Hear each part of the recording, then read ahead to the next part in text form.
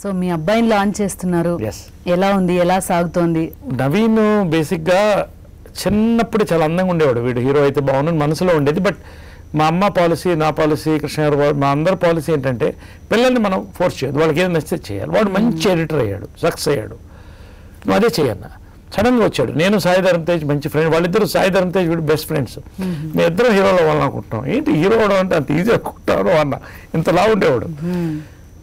But ఎలా తగ్గాడు, తగ్గి 6 pack తెచ్చుకుని వాళ్ళిద్దరం సైమల్టేనియస్గా కలిసి పనిచేసి వర్క్ చేసుకుంటూ సాయి ధరమ్ కొంచెం ముందు బ్రేక్ వచ్చింది, వీడి తర్వాత బ్రేక్ వచ్చింది. నవీన్కి పర్ఫార్మింగ్ రోల్తో ఒక మంచి సినిమా వచ్చింది. 2-3 స్క్రిప్ట్లు వచ్చినా దీన్ని వెయిట్ చేసాం. మంచి నిర్మాతలు బాగా తీశారు, బాగా ఖర్చు పెట్టారు, సాంగ్స్ హిట్ అయినాయి.